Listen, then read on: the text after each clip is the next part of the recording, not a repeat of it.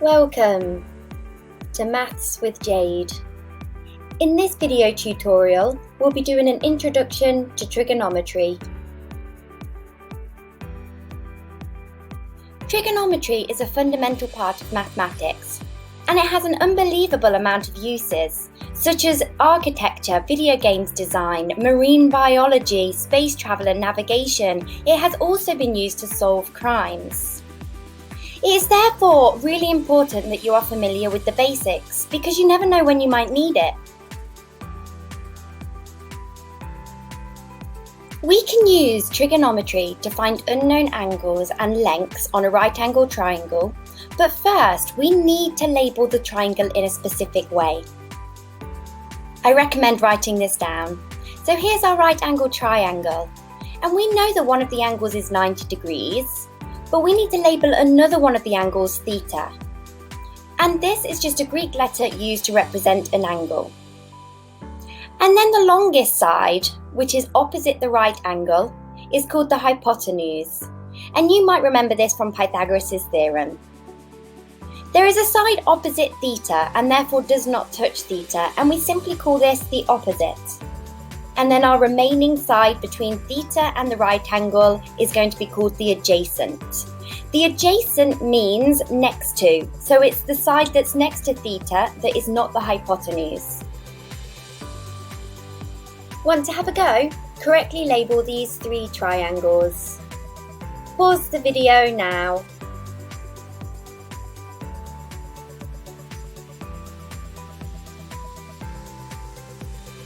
Here's the correct solutions for that exercise. Check your answers carefully and pause the video if you need to. Once upon a time, many years ago, there was a very clever mathematician, and he would spend his days doing many calculations trying to find unknown angles and lengths in a triangle. One day he made the discovery that there is a pattern when we divide one side of a right-angle triangle with another side. Now, I won't bore you with the ins and outs and all the details of this extraordinary discovery. I'll just tell you what you need to know. And we call them the trig ratios. You need to learn them by memory. So you might want to take a deep breath. Sine of theta is equal to the opposite over the hypotenuse. Cos of theta is equal to the adjacent over the hypotenuse.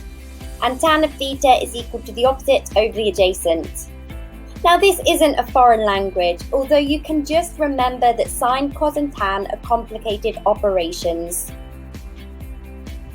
My teacher once told me that a nice way to remember these trig ratios is to say the following sentence: some old hens can always hide their old age. And taking the first letter from each of these words in this sentence spells out so, ka, toa. A nice easy way to remember the trig ratios.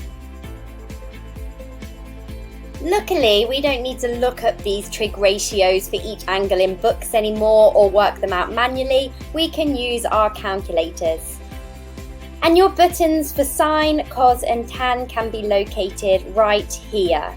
Thank heavens.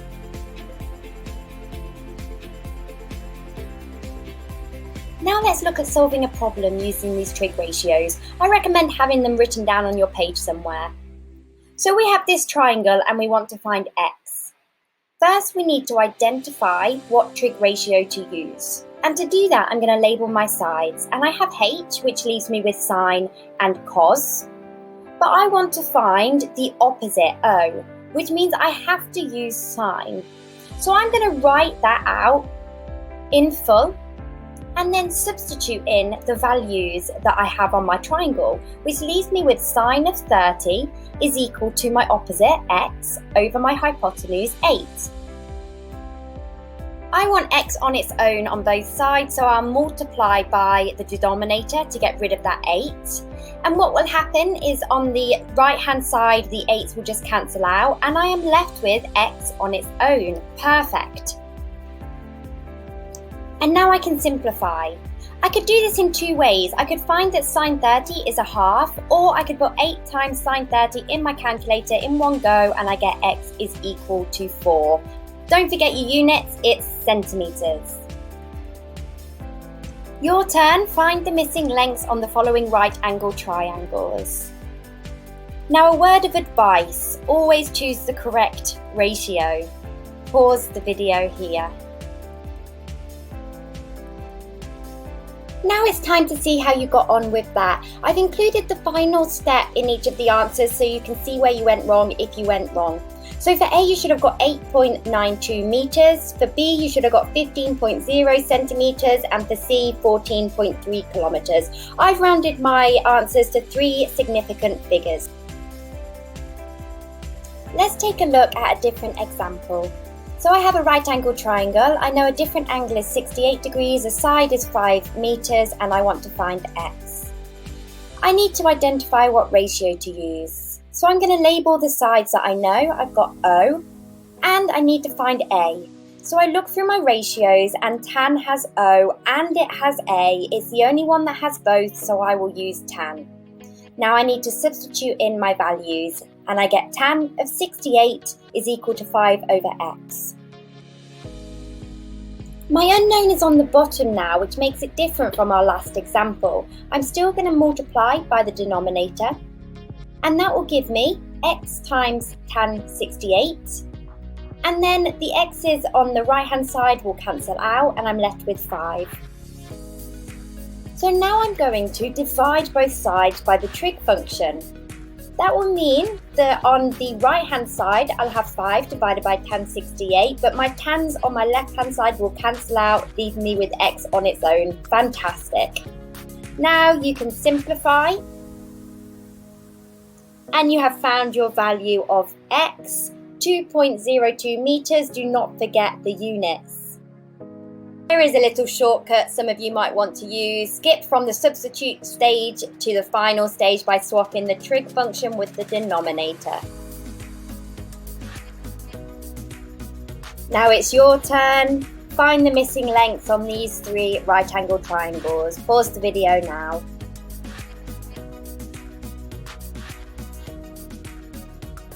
Here's your last step and solution for each question. Check your answers, well done if you got all of those. Now it's time for our final example.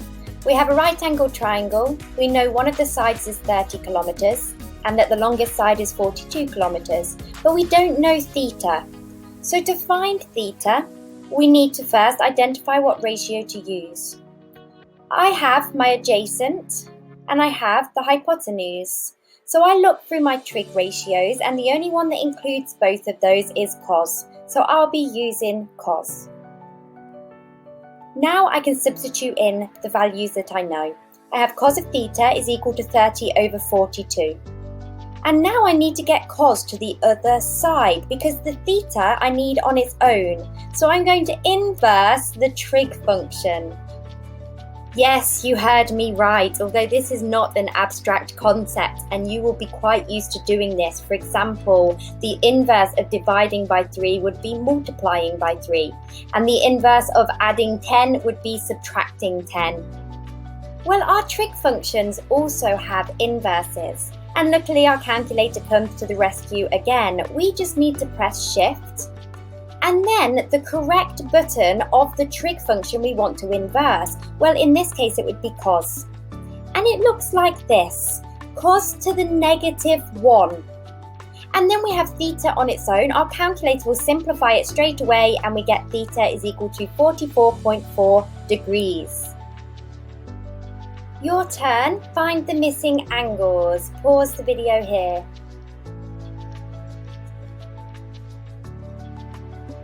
Let's see how you did. Here are your solutions along with the final steps so you can see where you went wrong if you went wrong. Thank you for watching. This has been an introduction to trigonometry and maths with Jade.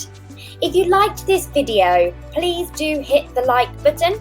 Also subscribe to this channel and keep up to date with other trigonometry videos that I will be releasing. Share this video and all comments are welcome. Have a lovely day.